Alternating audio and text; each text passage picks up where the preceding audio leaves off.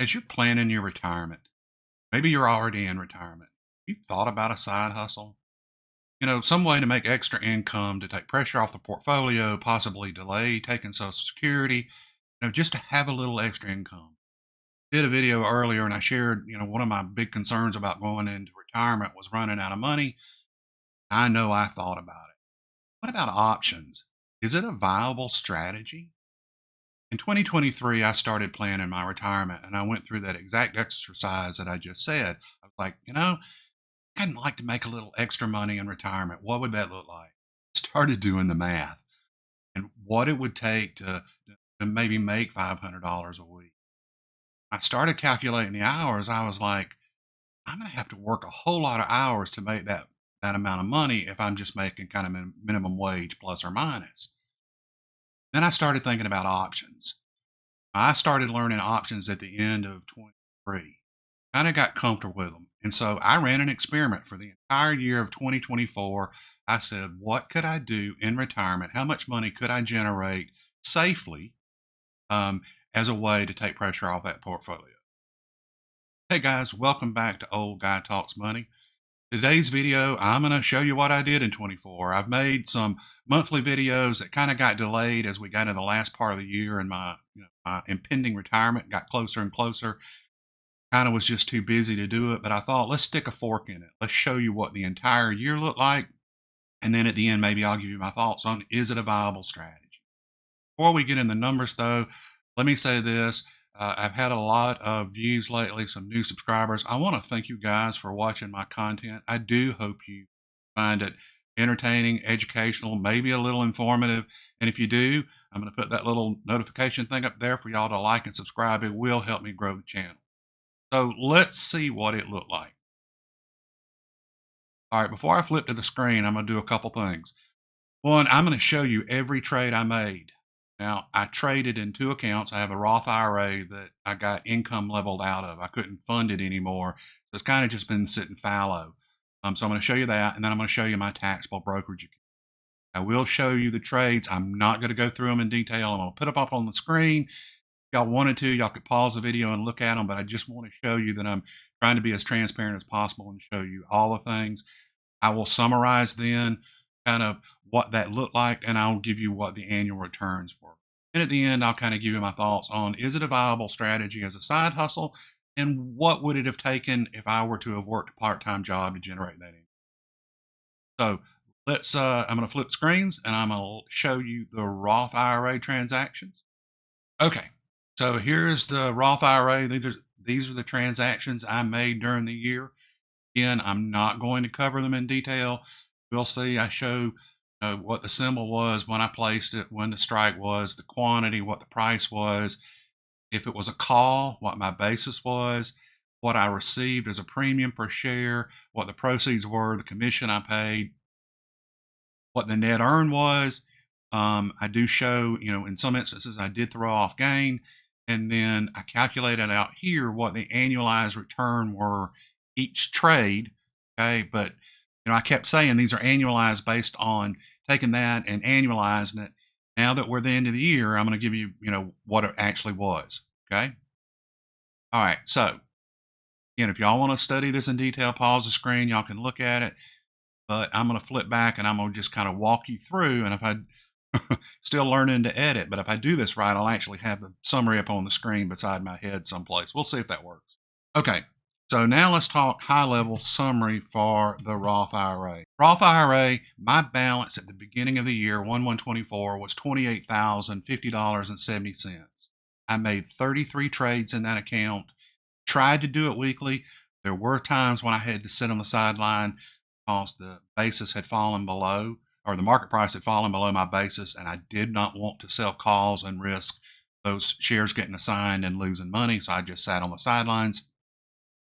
Average trade amount was 30,880. Now, if you said, well, how is that? As this account grew, I traded more and more. So started out at 28, and obviously the balance just grew. But the average trade was 30,880.30. Total income that I earned in that account was $9,130.27 for an annualized return of 32.55%. That is exactly what I made. Now, this isn't a Roth IRA. Earnings are tax free. I don't have to pay tax on that money. So all in all, very satisfied with how that turned out. One thing I will tell you is if you went back and looked on that previous screen, I was trading Truist. It's a regional bank combination of SunTrust and BB&T. One thing I did not include in this was dividend income. They are a dividend paying stock. Y'all, I'm going to do this from memory. I think it's 52 or 51 cents per share. Obviously, if I'd included that, that would have driven the return up some, but I didn't actually own all the shares every time they had the X date. So I didn't include it. I just did, this is only on the premium and the gain that I made. Okay. So that was my Roth IRA. All right, y'all bear with me and we're going to flip and I'm going to show you what I did in my taxable brokerage account. Ooh. Okay. I'm going to show this again for transparency. Y'all can pause this, but y'all are going to have to get really, really close to your screens to see this. These are the transactions I made in my taxable brokerage account.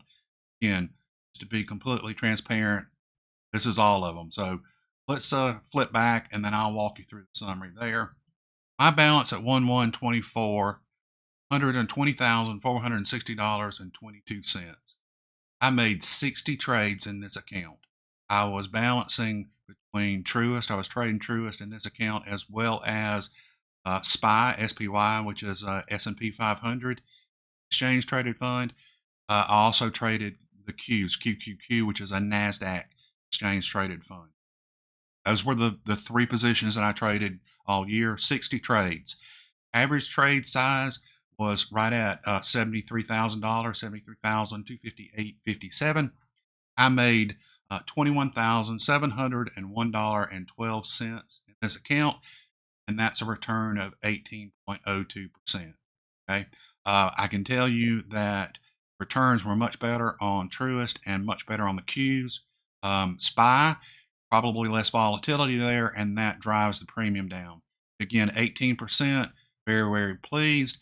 This, again, does not include any dividend income I received. This is only the premiums that I received for the trades and any gain that I may have gotten on a call that got assigned. Okay. So what are my thoughts? I ran the experiment for the whole year. Put this graphic up here. Hopefully it'll compare.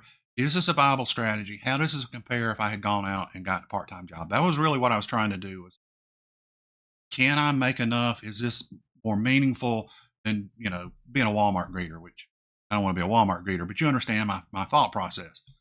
So across the two accounts, I made $30,831.30. All right, so that's my base. Now I will tell you that I'm going to pay tax on a portion of that. The Roth IRA I won't, but just for purpose of this exercises, I assumed a 20%, 22% federal tax rate, 6% state. Okay. After tax, that 30,000 and would have generated $22,198.54. I wanted to compare that though to what a job would be. And if I was a W-2 employee, I would obviously have to pay tax, pay FICA. So you'll see what I did was I built in FICA, which means to get the same net, got to gross it up for FICA, which means at a job, I would have had to pay almost $35,000, $34,496.57 to net the same amount of money.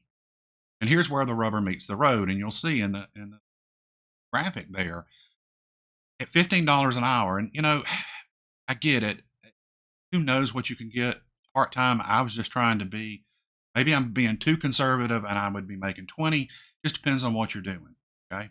But at $15 an hour to generate a net without the FICA, I would have to work $2,055, 2,055 hours. Oh, there's only 2,080. Am I doing that right? In my head, hours in a year. I'd have to almost work full time at $15 an hour to make that amount of money. And then if you compare that to a job where you're building in the FICA, the same federal and state tax, it's almost 2,300 hours.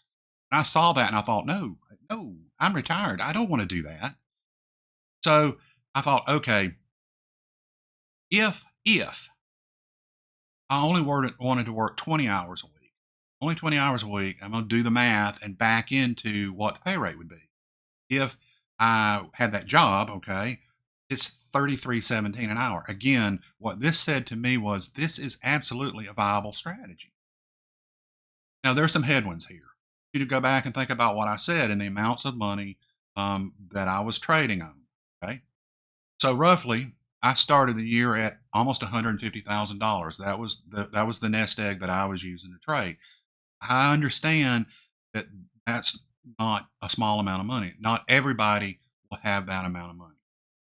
All right, so that's one headwind. The other thing is, I know that there are times, and you can see it. I tried to trade weekly, but I only made 33 trades in the Roth IRA because those other weeks just didn't make sense for me to trade. Market was against me, and I was just sitting on the sideline. So, that's another headwind. But I absolutely do think this is a viable strategy.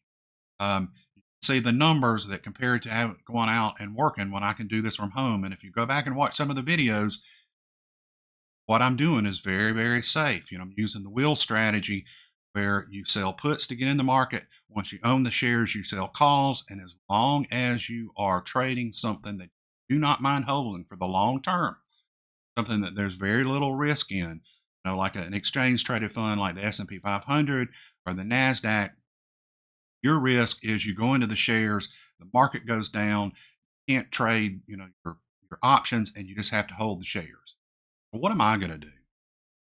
Well, I am not going to trade next year in that taxable account. I did it last year because I wanted to see what I could do, wanted to see if this was a viable strategy, what it would look like. Now that I'm retired, I won't have the disposable income I had when I was working, and I don't want to generate more tax in 25. So I will probably set that. It's invested right now in Truist and S&P 500 SPY. I will let that sit, let it grow. Unrealized gains won't be taxable, and we'll have to pay tax on any dividend I receive, but I'm going to let that grow. I will continue to trade that Roth IRA. But right now, it's a good example of what I was talking about. I went into that stock with a put. Market came down. I'm sitting on the sidelines right now, and I'm not going to trade it until the market comes back in that stock. The way I set up my retirement is my first year is funded. So my goal for next year is to not take out extra income. It will try to grow that portfolio. I'm going to trade on the Roth IRA, and then I have a set aside of my IRA money, my 401k money that I'm rolling over that I will trade on. Then I've got another portion that I'm just going to invest kind of in a 3 fund strategy, let it go. So right now, I'm not going to do this to generate income. I'm going to do this to help grow the portfolio. But I do think as we move through time, especially as we get into year 2 and 3, that I may actually do this to generate that additional income because, to me, $30,000 on a gross basis would be meaningful. So that sticks a fork in my experiment for the year. I hope you enjoyed the content. Hope you found a little entertaining, little educational, little informational. If you did, again, hit that like and subscribe. It will help me grow the channel, and I will see you in the future.